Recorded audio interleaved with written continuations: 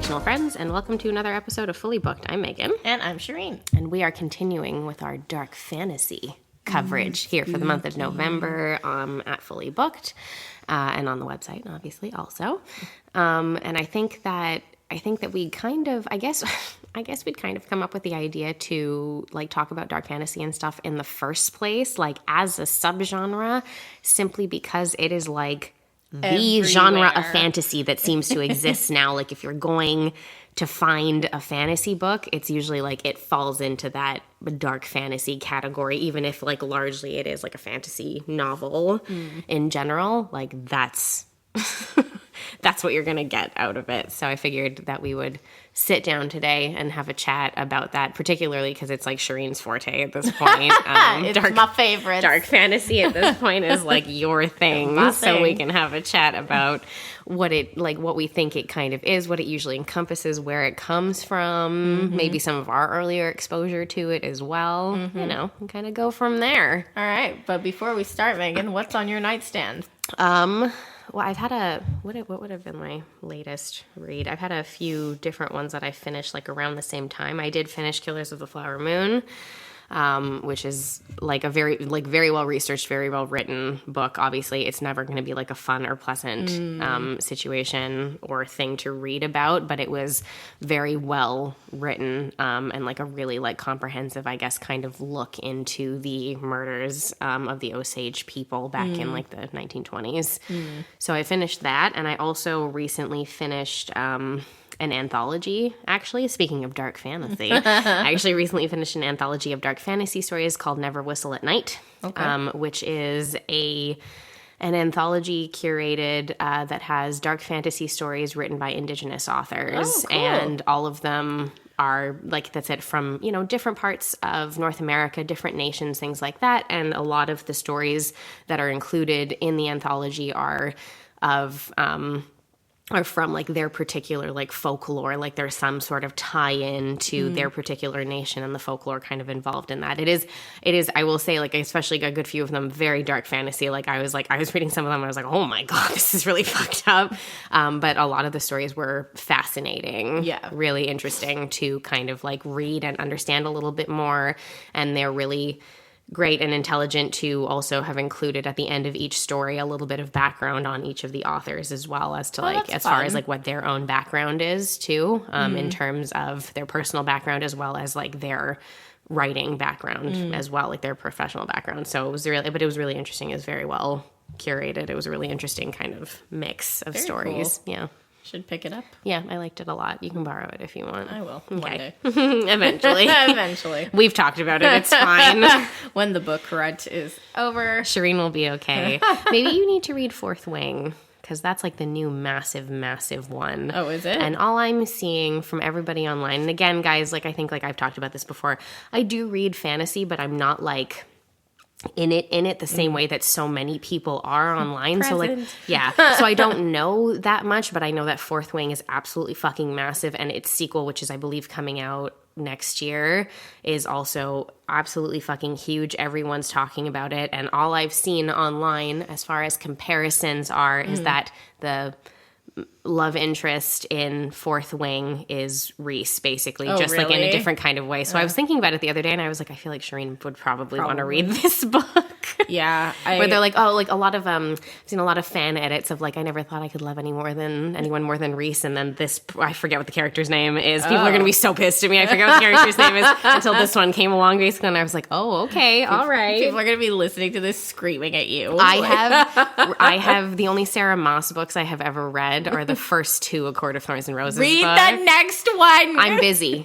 I have other things, and I'm unapologetic about that. Yes, are they really good? Have I been enjoying them? 100%. Can I go 6 months without reading the next one? Yeah, I can. I don't know how you do that. I just don't know how you do it. Like, it's like binging like a really good like show on TV. When I get into something, I have to finish it. Like, I have to read it all and become obsessed with it and be all consumed by it. I don't know what it's like. Yes, like I will, like oftentimes, like with like a TV show, I guess it's just like a little bit easier. But it honestly, and it's not even just necessarily like this series, like A Court of Thorns and Roses or something. It's most series that I read.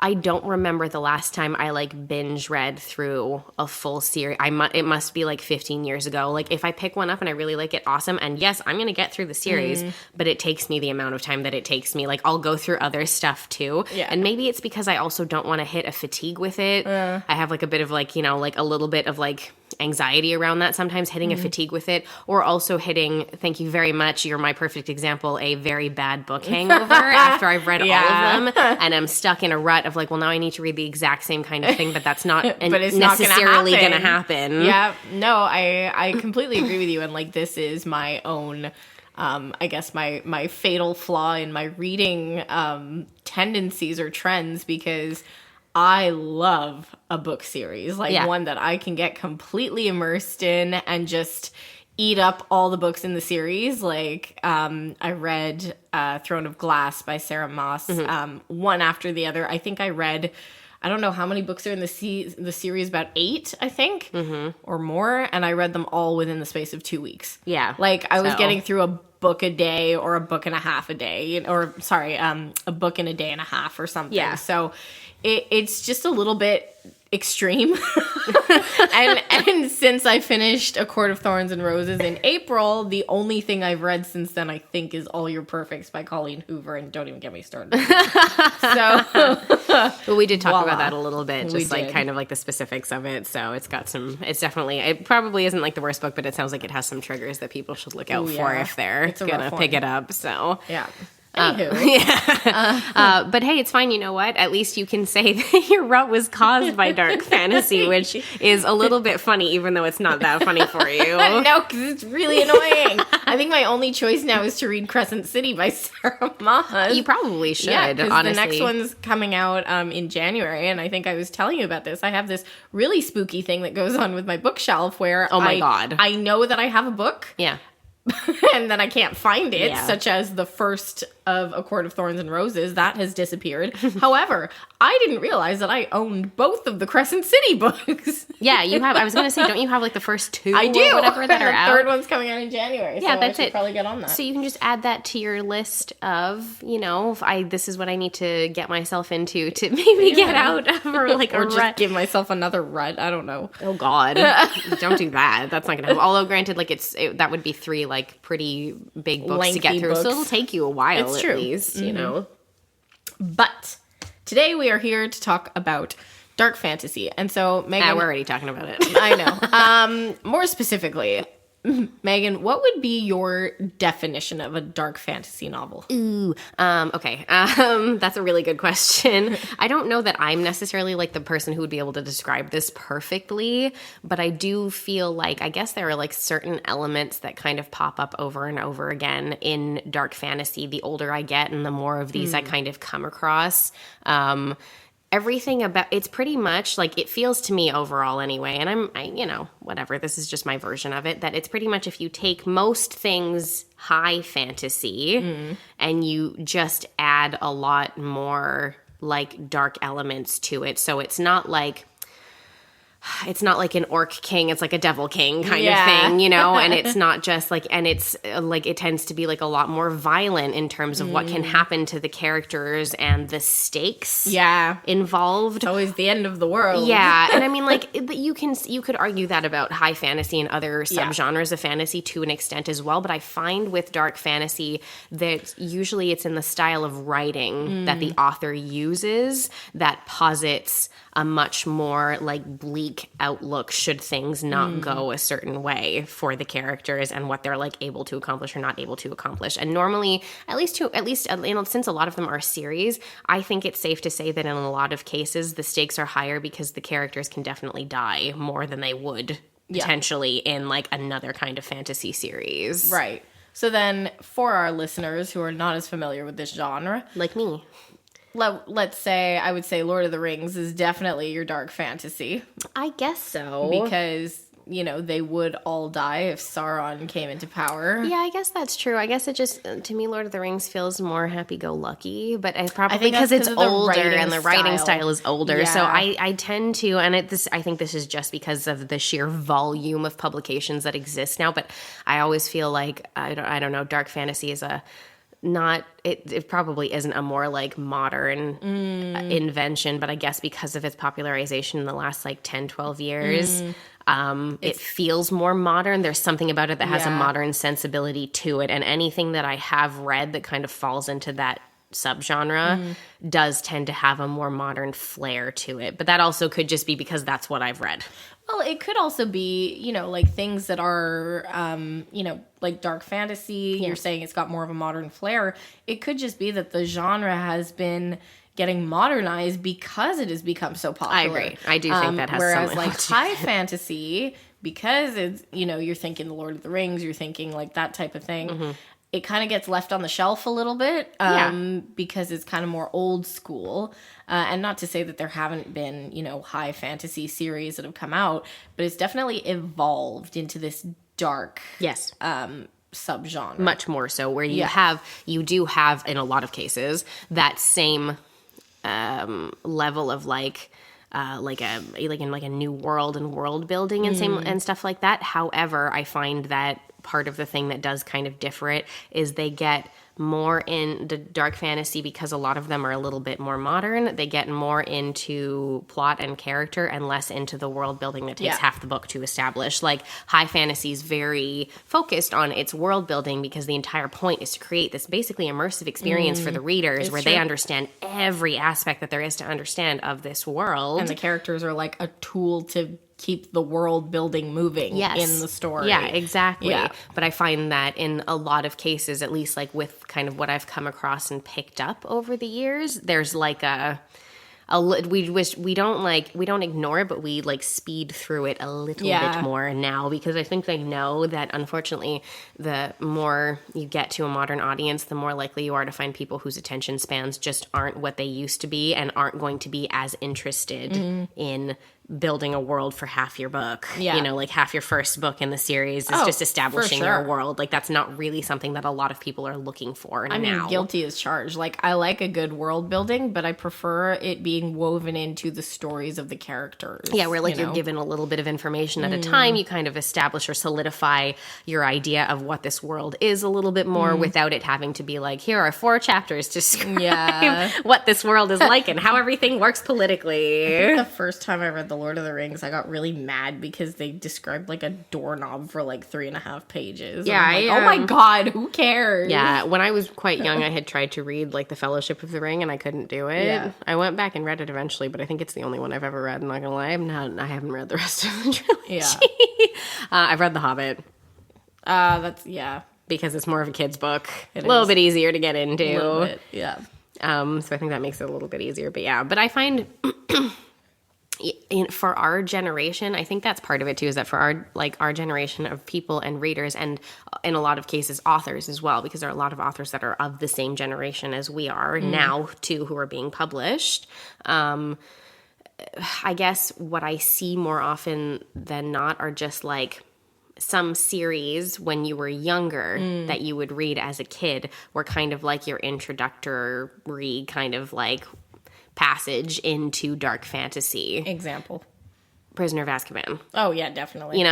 Great book. Like as soon as things start to take like a really dark turn in terms of writing and characters and stuff, and like and again stakes that are built, and something like Harry Potter obviously is a series where you see that happen throughout the course of all of the novels. The stakes build higher and higher as time goes on, and as we progress, as the characters progress, as they age, everything becomes scarier a little bit, and that's darker in terms of that. So I feel like those kinds of stories were like an early introduction for a lot of us into like what it would be, and like Coraline, an early introduction as a young person, because really like these stories are not written for adults necessarily. They're more geared towards like a slightly younger audience. So these are like your stepping stones that you find to get you to that point where you're fully immersed in like dark fantasy, basically. Yeah. Well, I think like A Court of Thorns and Roses was originally, like when it was just the first one that came out, I think it was tagged as young adult. Interesting. And then it got like hella spicy, and so they had to move it over to the adult section. Yeah, probably. And I mean, I guess what was smart about making the character like 19, 20 when the first book starts is that you can do that. You can shuffle it over for the adults. Yeah. It doesn't have to be for like young adult because she's not 15, you know? No. And there's a big difference between when you're young, there's a big difference between being 15 and being 19 or 20. Like 100%. There's a big especially progression. in your relationships. Yes, in your relationships and how you handle your relationships, like how you function within your relationship as well, and the dynamic with your partner will change a lot in that period of time. So I think that makes a big difference. But yeah, I feel like that's it. I feel like when we were young, it was those like very young adult, like middle grade series that we were introduced to, and then, you know, we all read fucking Twilight. All roads lead back to Twilight. It's ridiculous, but it's true. And you would find yourself kind of being like, okay, here we are. And I'm moving over into, as soon as you move over into the supernatural of it all, where it's not just like, it's not high fantasy in terms of like there are fae or dragons or things like that. As soon as you get into, there are vampires and werewolves. In our world. World. We're not in their world anymore. Like, that's kind of a different way of looking at it. You know, they came into our world in those books. Like, they exist with humans, with people and stuff like that. It's not quite the same as like the humans in a lot of the higher fantasy ones are more outliers kind of thing versus the other types of humanoid creatures that exist within those worlds. So I think that makes like a big difference. And then that's it. So that's the problem. See, you get into the Twilight and then everybody's like, ooh, vampires.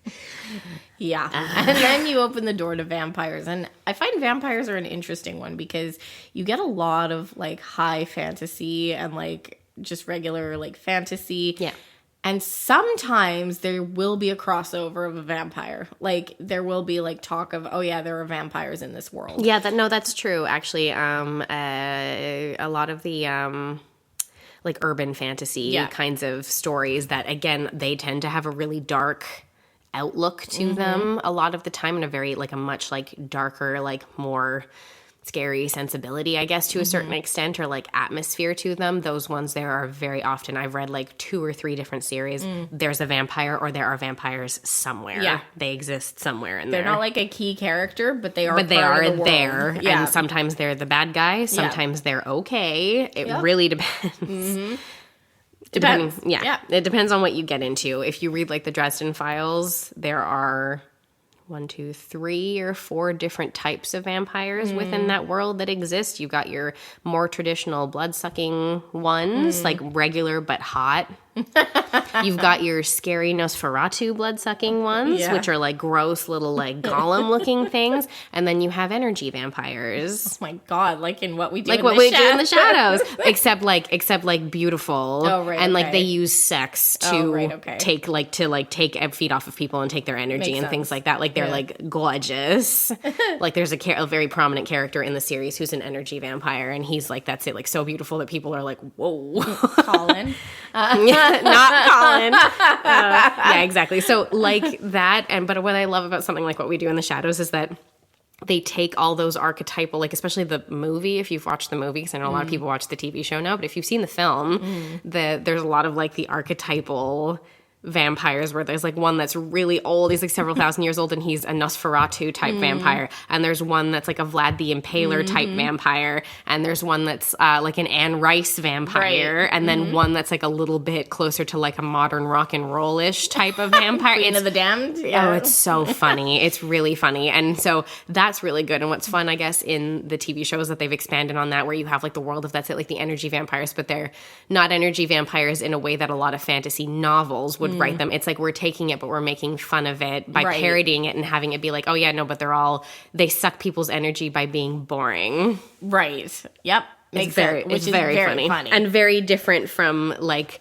the book versions of things like this in darker fantasy, which you see where that's it. A lot of it is, it's much more like the allure of it with vampires as opposed to just like existing in this really funny sort of tax accountant way. Well, it's like what is it called? I'm looking for the book on my bookshelf right now. The one with It's probably disappeared, Shreen. Fuck, I think it has. It literally has disappeared from my bookshelf. Yeah. I don't know who the ghost is in here who's reading my books, but could you put them back? Could you just put them back when you're done? You know the one, they made a whole Netflix series. We did an episode on our podcast about the movie that was terrible. Shadowhunters. That's it. Yeah. Shadowhunters. There are vampires in Shadowhunters. Oh, fuck, you're right. Yes, yeah, I totally forgot. There's a whole coven of them. But vampires and werewolves in that one, yeah. but they do exist. And again, they're not incredibly prominent, but they do exist and they do participate in certain aspects of the story. That's true. I completely forgot about that. But it happens in everything. It does. That's what I'm saying. They're either the main character in our world, Edward, or they're like kind of like a satellite, But we acknowledge that they exist, basically, and they play some sort of role, especially in a series, some sort of role at some point throughout the course of that series. Plot device. Usually, Yeah, and like you do see that sometimes in dark fantasy, but a lot of the time, dark fantasy, there's a lot of magic involved. Oh, yeah. And very often if, like there are things like, you know, they'll have stuff like vampires or werewolves and sorcerers, witches, whatever you'd like to call them, whatever iteration it is that particular story has, and fae, who oftentimes can do magic as well. But they're, it's very tied into that. Like there needs to be a witch somewhere, kind of, or a version of a witch that makes sense in this world, in this story, whatever it might be. Because I mean, what's the other one? Discovery of Witches is very much like that as well. You've got, you know, different courts on different sides where you've got like, you know, vampires and you've got witches, and they all kind of sort of try to function together to a certain extent. And obviously, like, again, that one very much treads that line of like all of these different creatures exist in our world again. So, you know, like it's very much along those lines as well. I do think that something that we're seeing more, and again, I don't know if it's just because it's for like a slightly more desensitized audience now, or an audience that is just like expecting this, whatever it is, but when you get into particularly the dark fantasy, quote unquote, there is romance. Oh, there's somewhere. A spice factor. Oh. Like, it's not just romance. No, like, it's sex. Romance was like Twilight. Yeah, you know? it's true. Like, now it's sex. Now it's sex. Yeah. Like, we have gone beyond, like, I don't know if we, like, took the erotic novel. I wonder if we took... And we just, like, were like, hey, 50 Shades of Grey did pretty well. Yeah. Look, part of me wonders if a lot of the authors who are maybe closer to our age, who were reading Twilight when they were younger, were like, do you know what would make this better? And then when they wrote their own stories, when they got a little bit older, when they wrote their own stories, they added a lot more physicality to it. Yeah, well, I remember, like, when I was reading Throne of Glass, again, by Sarah Moss, what I really love about her books is that the main character is like a strong female character. And like, I mean, like genuinely a strong female character. Yeah. Like, you know, she draws on all of her traits as a woman to like help her with whatever task it is in front of her. Yada, yada. That's not what I'm getting at here. But, you know, we were kind of chugging along pretty well in the series, and then all of a sudden you get to one book and you're like, whoa, this got spicy all of a sudden. And I just wasn't expecting it. And I think that was like when we had started on this like spicy train. Probably. Yeah. And then from there, like, there wasn't a lot in that series, but Jesus, if you read A Court of Thorns and Roses, you're like, woo-wee! Yeah, I mean, like those types of stories are the ones that are gonna get, like, I guess. I think there's the Blood and Ash series is very spicy. I think I read the first book. I mean, I got through 3/4 of the first book. Yeah. I don't love it. I find the characters are a little flat. Oh, is it the one by, what's her name, Jennifer Armentrout? Yeah. Yes, okay, yeah. So there's a whole series that go with that. Please, nobody come and throw tomatoes at me. I probably need to like focus on the book a little bit better to really absorb the characters. But I think that one is like, you know, because you get the dark fantasy that's more about the characters and the world and the plot development with some spice in it. Whereas you get others where it's like a really spicy book and the fantasy is like a second part of it. Like it's not the primary I see what you mean. Yes, okay. Story. Yes, you know? yes. No, I understand what you mean. It's like an added, it's like a bonus. Well, it's like watching porn and now they're like in a fantasy world, you know, but your main thing is the porn. I think that honestly, like I think that to a certain extent as a lot of and it's not everybody, obviously there are also guys, non-binary folk who consume these books as well, but I do think that oftentimes like for these types of stories, a lot of their fan base or the reader base are female identifying, generally speaking. And I think that because, again, like romance is largely read by female identifying people as well. And I do think that there's something, or at least for me as a woman, there's something where like, I don't know, using my imagination is not a difficult thing for me. So like reading a romance book makes a lot of sense to me. Because I guess like I know we're like most of us are visual, but there's something about like reading something and I guess like developing your own version of it in your head that I think for women can be more effective, generally speaking. So I guess that probably has something to do with it. And I'm sure to a certain extent that's how the authors are able to so effectively wield something like an aspect like this and use it in their stories. I mean, I know that for me, like, it's like, you know, it's enjoyable to read and it's not something that I would necessarily, you know, like put on TV, you know, like, you know what I mean? Like, it's like we all have like our needs out there, you know, but sometimes you're a little bit more like, I'd rather just read this so nobody knows. It's weird because I find that I'm a little bit like that too, where I can read basically anything and it doesn't bother me to do so at all. Yeah. But it's true that if you were to, I guess, directly translate that and put it on my TV screen, I'd be looking around like, oh God, I'm uncomfortable. You'd be like, oh dear. Oh like, no. Wow, this is quite graphic. This is weird. But when you're reading it, I don't know, there's something more personal about it, I guess, because you're the one human in that moment who's consuming that content. Yourself, you're on your own, you're doing it by yourself. So it's just kind of, I don't know, it makes sense anyway. I mean, and I think a lot of that's it. Like Sarah Moss is obviously like really up there, but there are other ones too, like that's it, Jennifer Armentrout or whatever. What's that other, okay, wait, I'm looking for it right now. Oh yes, what's that other one? Scarlett St. Clair. She's, I think, become pretty big for her Hades and Persephone series, their saga that she's got. She got several of the books in that series. That one, as far as I'm understanding, is very up there as well in terms of like spice factor and stuff, which I think as soon as you get into, there's something about getting into like retellings of folklore and mythology and things that tends to almost invite that in its story for some reason. Probably because when you do read a lot of the actual initial mythology, like these people were really horny, so they're all like impregnating people all over the place. So I think it's really easy to turn that into a romance, at least to a certain extent. Definitely. I think it's pretty easy to do that for people. So I think that gets a lot of credit in terms of that.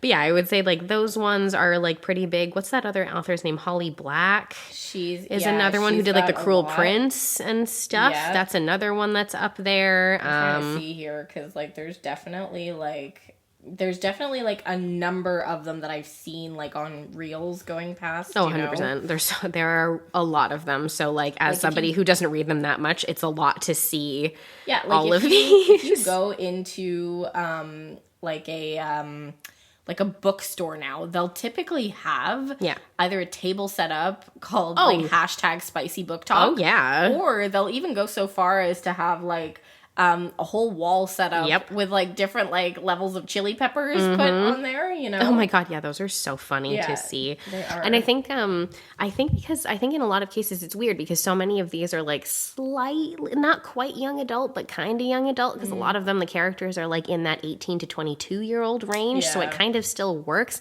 But I do think that a lot of it's trickled down from the like adult versions. Like if I think, what am I thinking of? Outlander.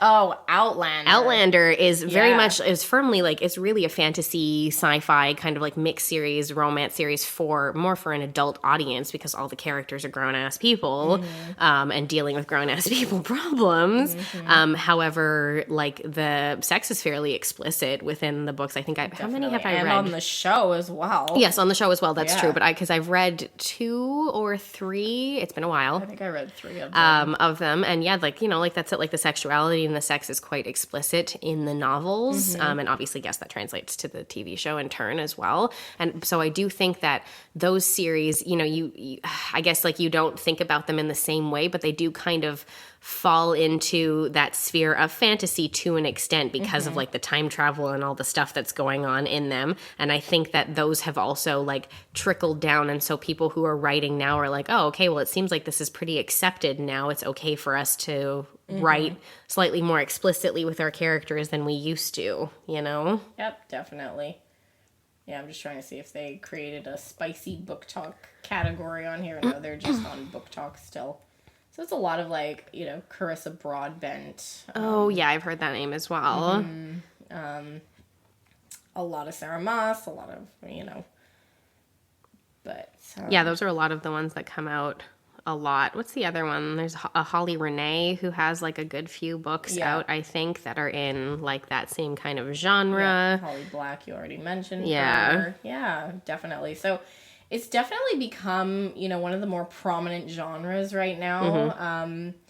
There's Lee Bardugo as well, who did Shadow and Bone. And what's the other one that's mixed in? Six of Crows. Six of Crows, that's it. Those, I would argue that Six of Crows are better than Shadow and Bone, but well, whatever. I think to each their own. I'm sure some people prefer Six of Crows for sure. I thought they did a phenomenal job on that TV series. Like, side note, I know a lot of people didn't appreciate that they mixed the two, but I really like the characters from Six of Crows, so I appreciated that. Oh, that they were like mixed into that universe. All right, hey, that's fun. Why not? Yeah, that's it. See, Fourth Wing has popped up on these lists now. Rebecca Yarros. So that was published in May, and I'm sorry, the second book called Iron Flame is actually coming out.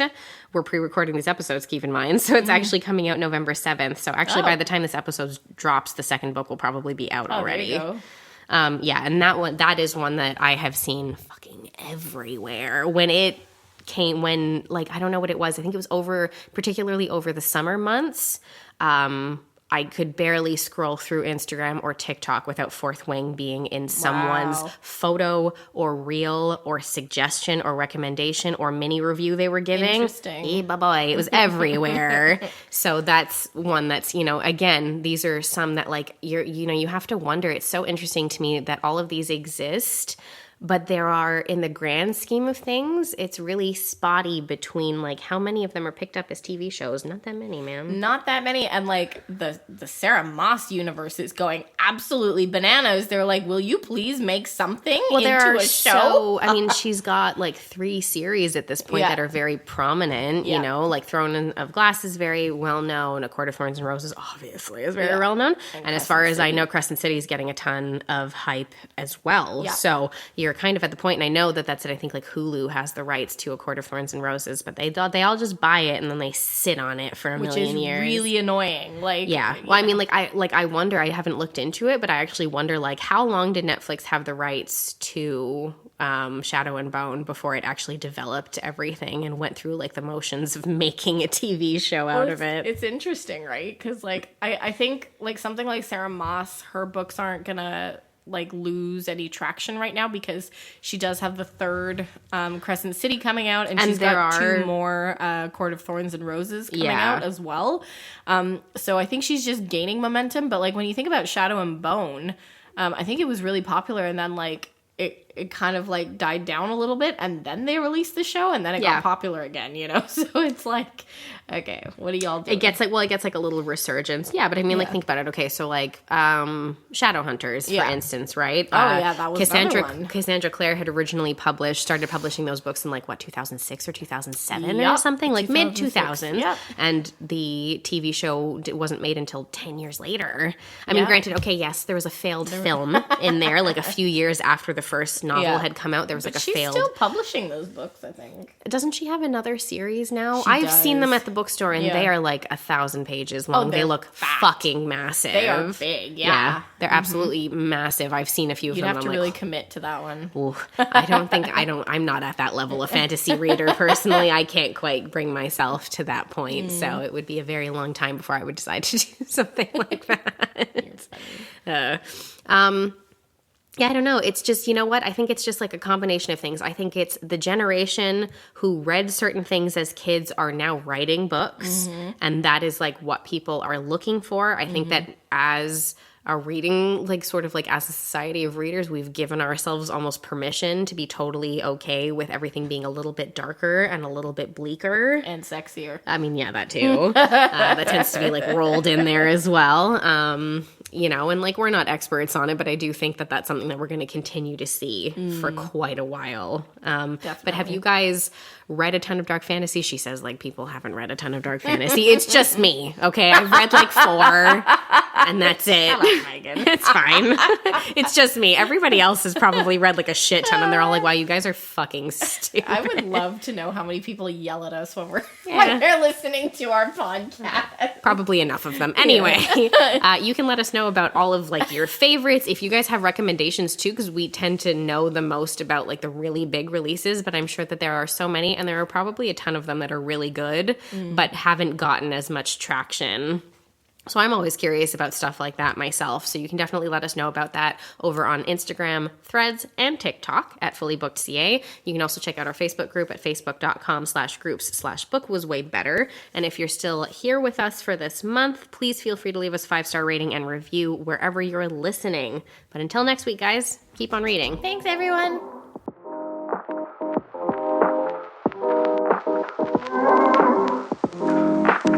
Thank you.